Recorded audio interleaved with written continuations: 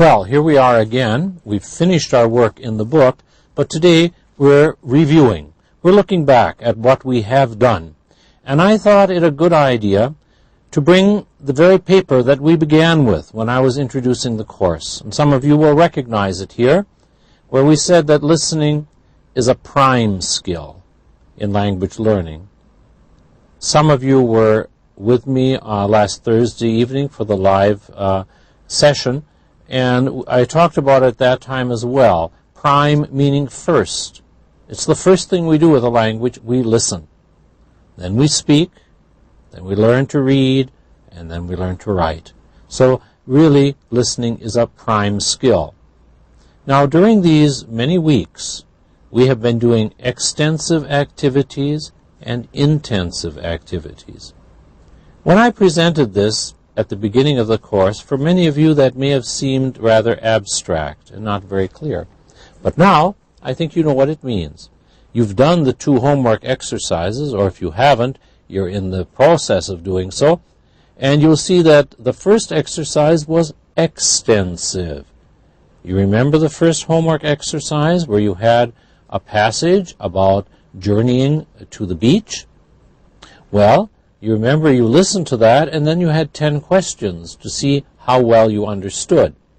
Now, I encouraged you to take notes on that passage, and I hope you did, and I hope you'll do so also on the final exam when you have a different passage. But that is an extensive activity. Then we had a number of intensive activities, most importantly regarding close work. Remember that in every unit, we would have at the beginning of the unit a conversation, and then we would look at the text of the conversation with certain parts missing. Such an exercise is a close exercise. You had some close exercises on your homework exercise number 2. We had another one, which is intensive, which was called reductions, where you hear a reduced form like, how are you doing? How are you? And you have to, that how are you means how are you? Huh? So recognizing equivalence between a reduced form and a full form of speech. So these were various intensive activities that we did. So every unit, you remember, we had the introduction to the topic. Then we had a conversation with content questions, close work, reductions, and sometimes pronunciation.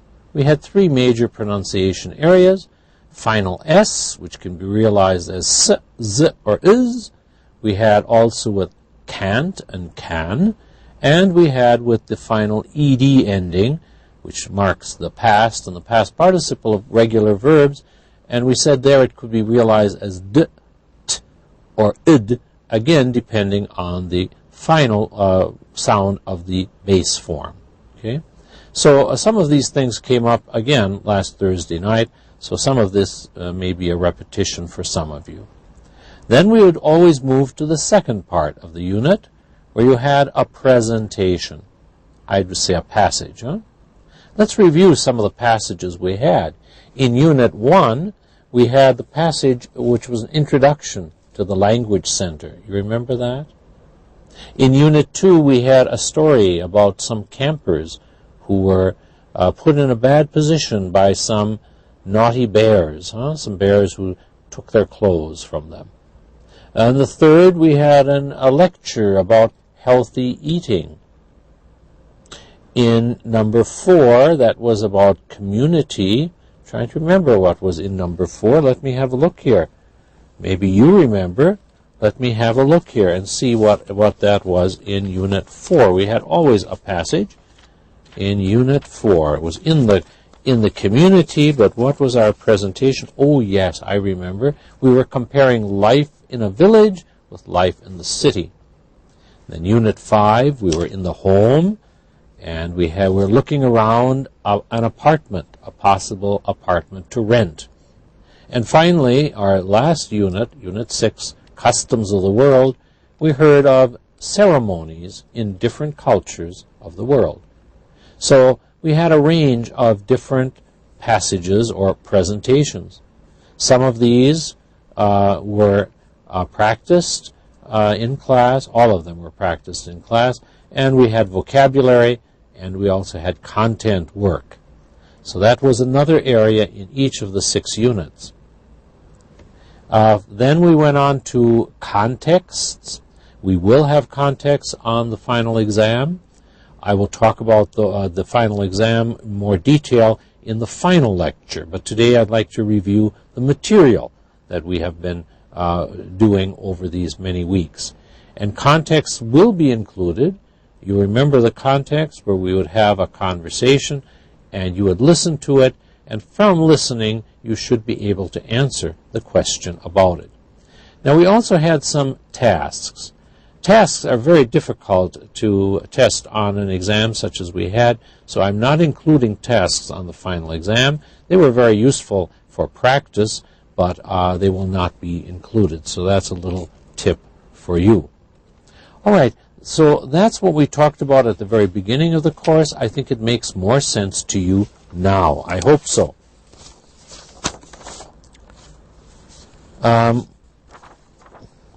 You remember I also showed this sheet to you, and of course now it makes a lot more sense. We had an introduction, the course, what we're doing in English 210. You know that now.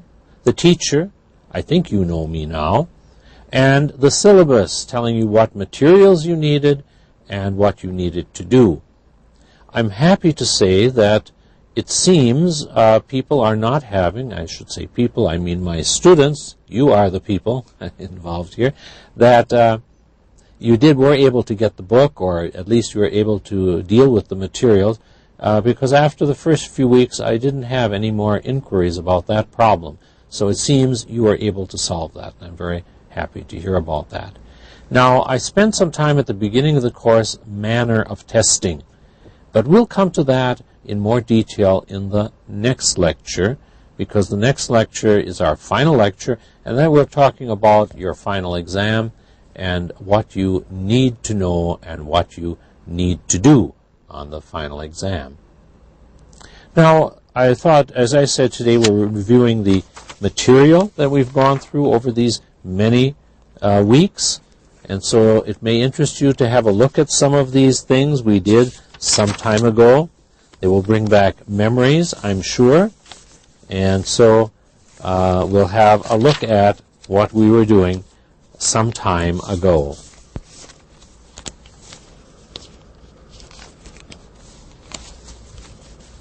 In Unit 1, you probably remember our conversation.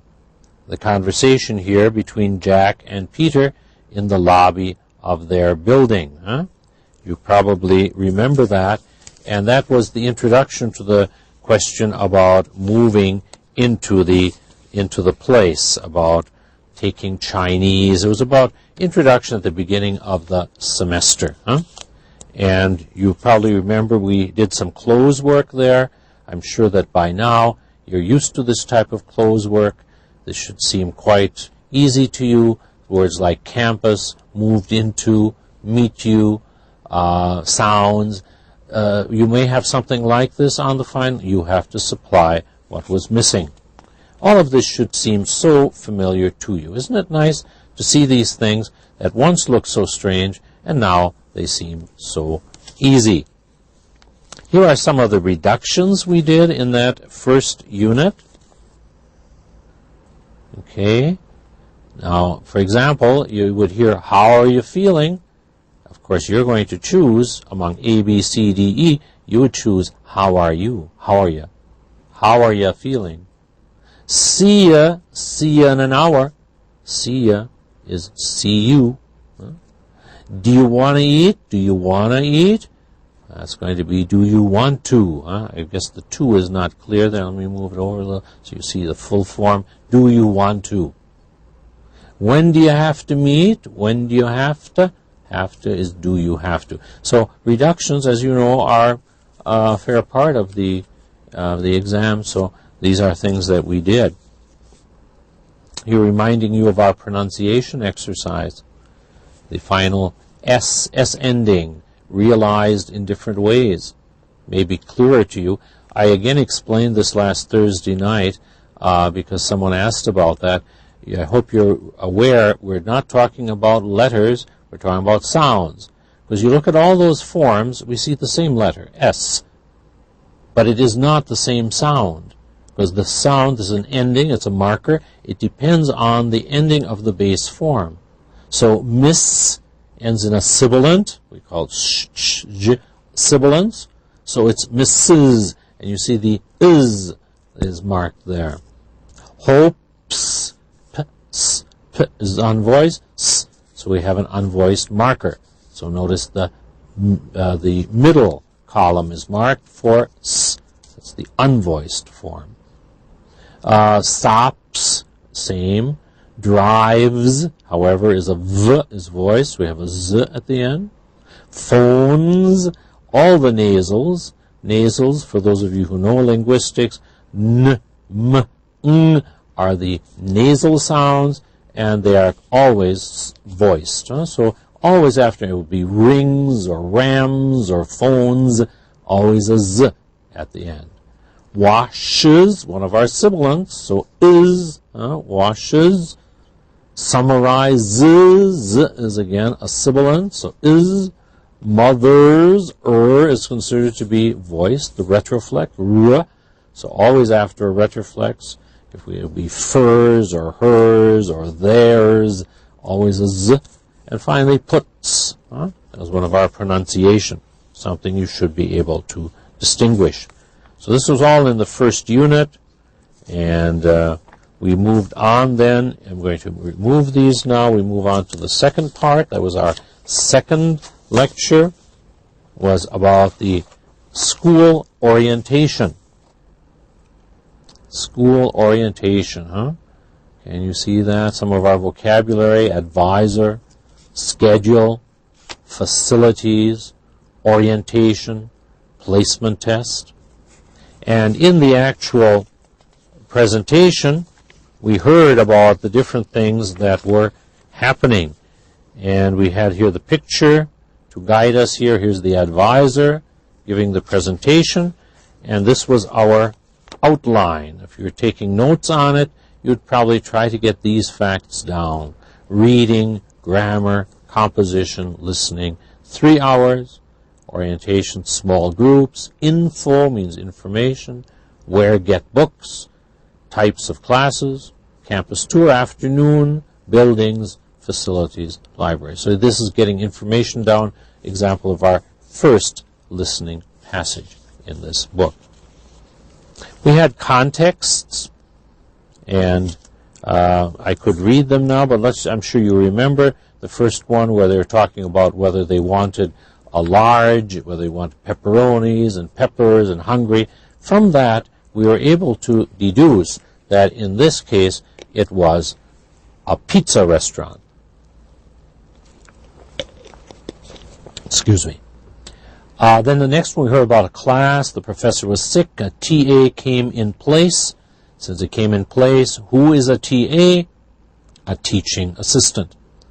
In the next one, unusual, says he's unusual, surprised, not like where I come from. So what is Kenji's view about the place? It's different from Japan. Not that it's terrible, it's not similar, but it was different. In the fourth one, we heard about making a reservation, leaving ID number, 8 a.m. to 5 p.m. So what are they going to do?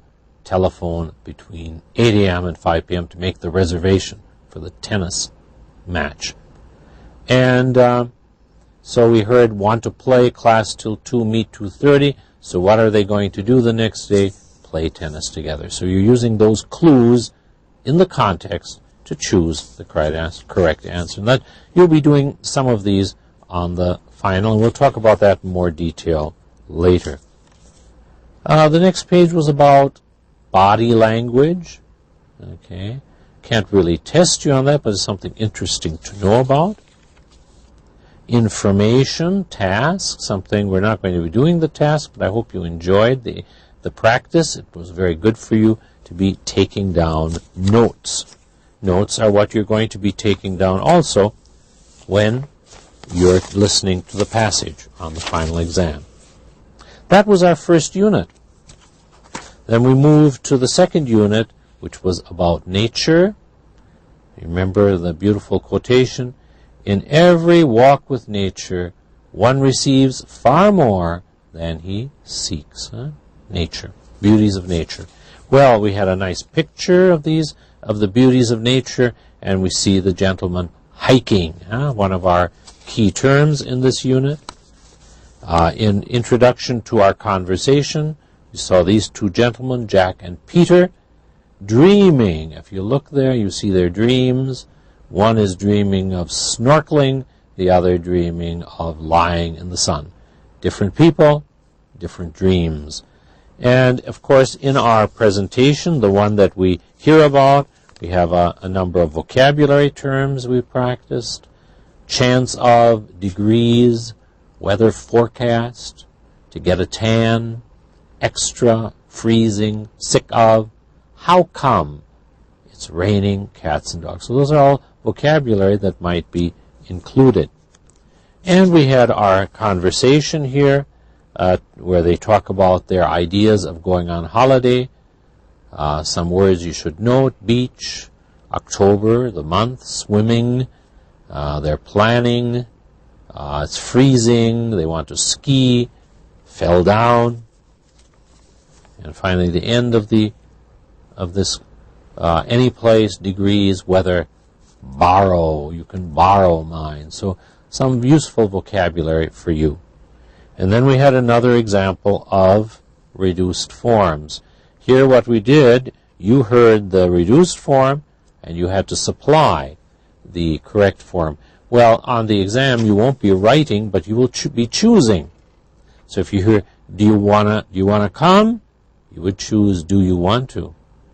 What are you gonna do there? Gonna do? What are you going to do there? Well, it's a nice day. We can swim and lie. Can swim and lie. Can swim and lie would be can swim and lie. Full forms. Continuing with some more on the next page. Thanks, but I don't wanna. I don't wanna go. I don't wanna go. Don't wanna go is I don't want to go. Okay, here we are back in business. Okay. How about you? How about you? How about you, Peter? That's really not reduced very much. Next one, I can't, I've gotta, that's very reduced. Gotta, meaning I've got to stay at home and study. And would be and study. So reduced form, making you conscious of the continuous speech.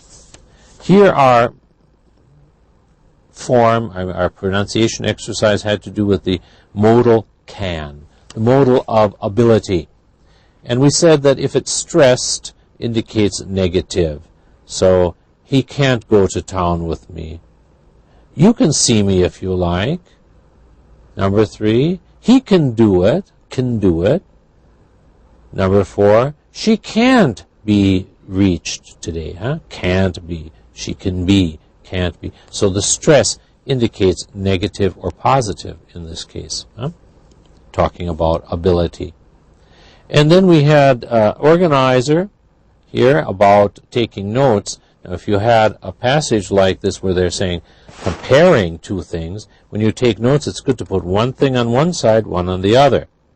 In our book, it was comparing village life and city life. Now, maybe you'd have a listening passage comparing living in Saudi Arabia and living in Europe.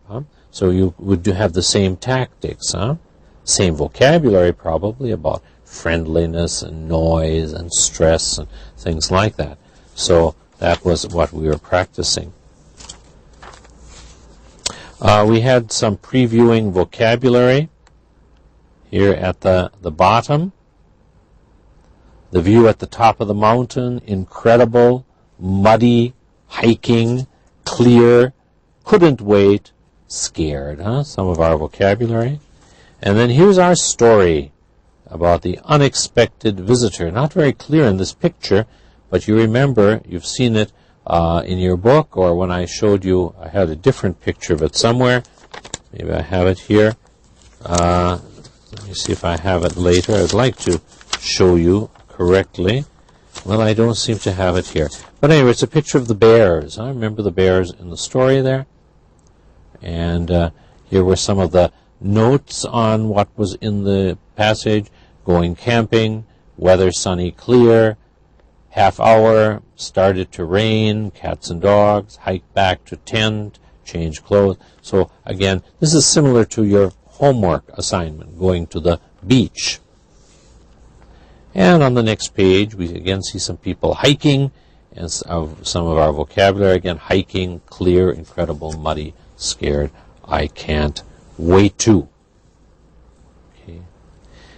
One of our contexts here, this is a different kind of context, where you had to choose the season, and we said that up on the left we would choose for that one. We'd of course say that that is spring, and beside it on the right is summer. I've even written it there for you. My gosh, I've been so nice. And look at that. And fall and winter. And then we had some contexts about these seasons. And somebody said it's very cold, the leaves are brown, it's raining. So we would say it's fall. Someone says freezing, low 30s. Now remember, low 30s in the English system, Fahrenheit, is just about freezing. Freezing is 32 degrees in the English system, so that's very cold. Freezing, so it's winter. In the next one, number 3, about the trees and the flowers, the leaves coming back, the snow gone, must be spring. We heard about the next one, about hot, humidity, air conditioning, doing nothing. I'm sorry, that's the next one. And so that's summer. The next one was also summer, doing nothing, your back is getting red, you're sunburned. So that would be summer. A pronunciation task that we had at the end of this unit was about tens and teens, 95, 80, 30s, 40, 103, 30, 13. So hearing the difference between teens and tens. And then our task here was filling in the weather forecast. Okay, you heard about these different 61 degrees and in the 60s and 70 degrees. So those are things you needed to do. So that was our second unit.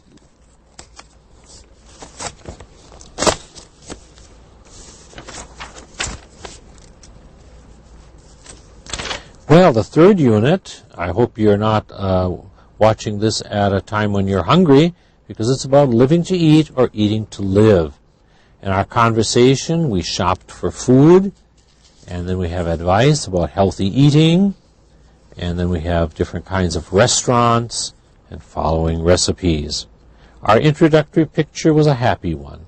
A family, together, eating together, happy family. Another food-orientated situation, and that was our conversation, Nancy and her husband, shopping.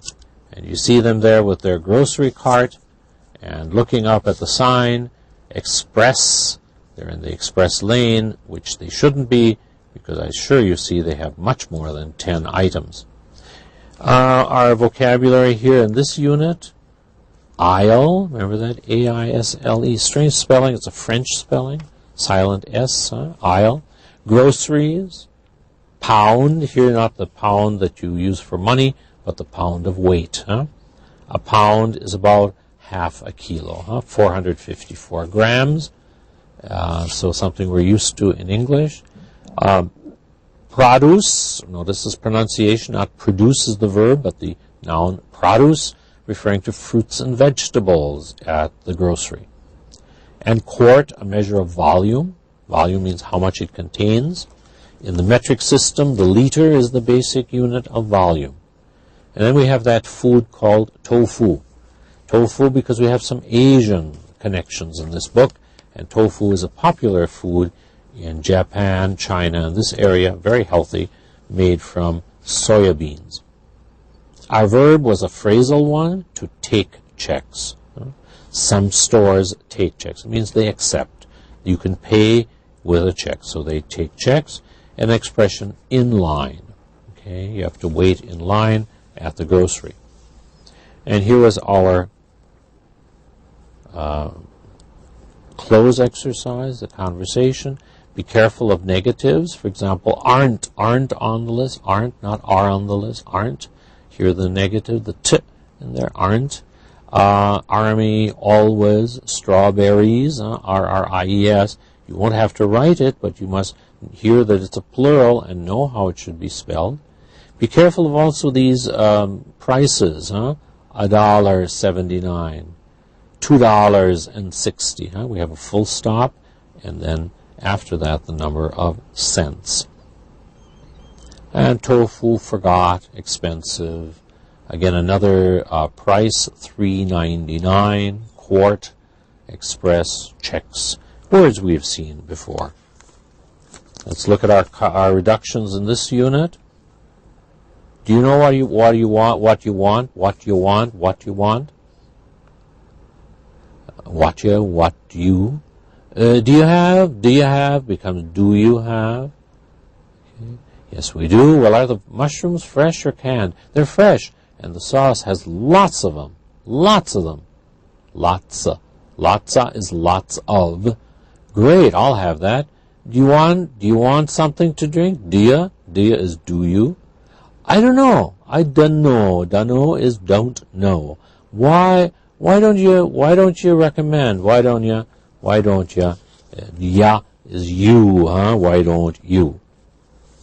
Again, we come back to the same pronunciation item about tens and teens. 30, 14, 15, 60, 70, 18, 90. You should be able to distinguish them. And then we had our task here where you were given cues using 15 and 30 and filling it in. So all of that had to do regarding that question. Then we moved in our next lecture to the second part of the unit about healthy eating. Healthy eating, some of our vocabulary here, source, vitamins, minerals, gain weight, skip breakfast, tooth decay, cut down on, means to use less, calories, I think that was in your homework, wasn't it? Fiber, some words have to do with eating. And we had another look at them in this exercise, but I'm going to move right on to the notes that were taken. Notice that because the subject here was about eating, it was easy to arrange things in things you should eat, things you shouldn't eat, and then there's always a reason why and an example. So if you organize something this way, it'll be very easy to find the facts later. In terms of our subject, in part 3, getting meaning from context, we had our different kinds of places to eat. I'm sorry, these are not very clear pictures, but the restaurant, the cafeteria, fast food, and diner. Now, when we did our context, you were able to choose the correct one according to the conversation, because in the first one, you heard, would you like, here are the menus, so clearly there was a waiter. If there's a waiter, that means it's a nice restaurant. In the next one, there's a question, shall we sit at the counter or the table? Let's have coffee. Counter or table, that means it's a diner, because at a diner you can sit at the counter or go to a table. Not at a regular restaurant could you do that.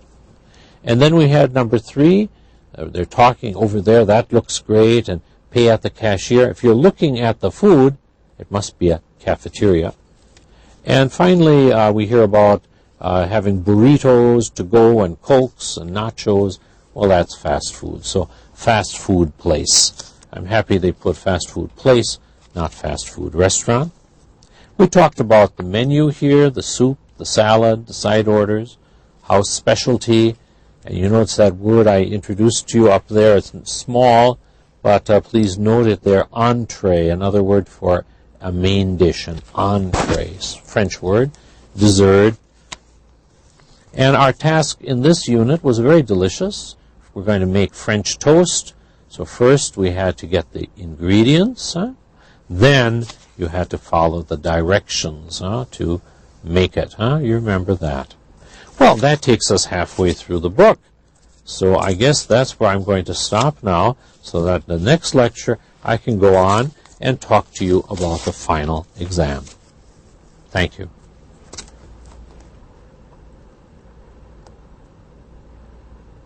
How long?